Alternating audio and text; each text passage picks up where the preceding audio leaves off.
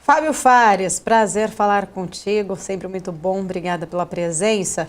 Fábio, Janet Yellen alertou ali, né, para o risco fiscal, inclusive como o mercado, queria entender na tua leitura, pode ou deve vir a reagir a essa postura do Donald Trump, que descarta reformas fiscais, sinaliza inclusive ampliar o teto de gastos. Você acha que de alguma forma pode agravar a percepção de risco ou o mercado ainda confia nessa resistência, ou melhor, na resiliência da economia americana?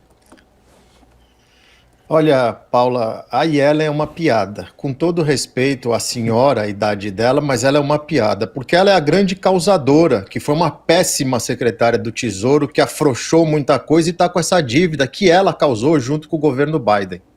E vir falar em austeridade fiscal e tudo mais é uma piada. Ela fala para a plateia dela, desde que ela comeu os cogumelos na viagem da China, a cachola ficou para o outro lado. É assim, é uma coisa bizarra para quem entende ver a pessoa que causou o grande estrago que a gente tem hoje aqui nos Estados Unidos, que permitiu isso, vir falar do novo governo. Uma coisa que é importante, essa discussão do teto de gastos, existe muita coisa que não fica muito clara para o espectador leigo, porque acha que isso é uma forma do governo querer um cheque em branco, mas não é. Eu participei de algumas discussões aqui com alguns investidores de Nova York, gestores de fundo, e eles mesmos são totalmente a favor que se acabe o teto de gastos. Por quê? O que acontece hoje? Aqui nos Estados Unidos nós temos dois partidos que governam, um de cada vez e vai se alternando. Esse teto de gasto, eles ficam muito mais discutindo abstrações e colocando jabutis no orçamento, ao invés de discutir o orçamento. Porque fica todo mundo empurrando para chegar no teto, então tem que acomodar isso, tem que acomodar aquilo. E existe um consenso no mercado que a discussão deveria ser no orçamento, e não no teto de gastos, porque tirando o teto de gastos e tendo regras claras para o orçamento com gatilhos, você obriga a turma a ter que discutir o orçamento e fazer o melhor para o orçamento.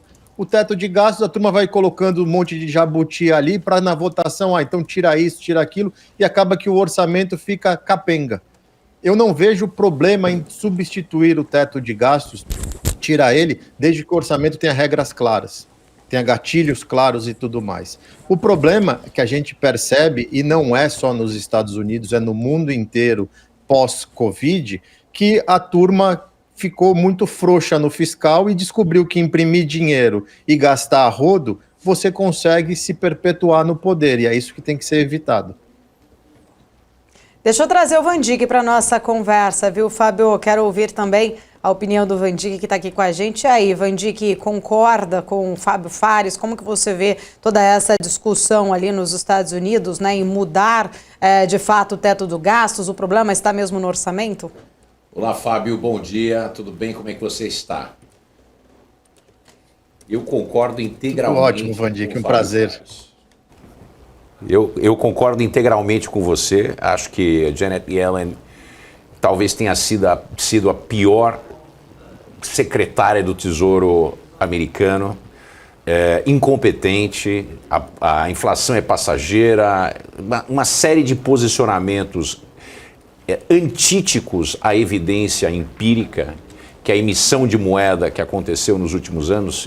Eu tenho um chart que eu passei, inclusive, recentemente, com um gráfico mostrando como é M1, M2 nos Estados Unidos, a emissão de moeda desde 2020.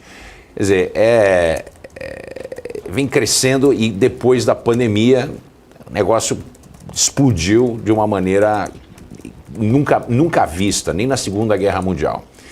O que eu concordo também é o fato do foco nos Estados Unidos ser sempre na expansão do teto de gasto, e sempre expande. E como sempre expande, eu acho que é uma conversa inútil. É melhor acabar com esse negócio e discutir o que interessa, que é o orçamento. E dependendo como vem o orçamento, os Estados Unidos se transformam mais num Brasil, porque as pontas longas dos juros vão mostrar que existe ou não sustentabilidade, razoabilidade e possibilidade desse orçamento fazer sentido para o mercado.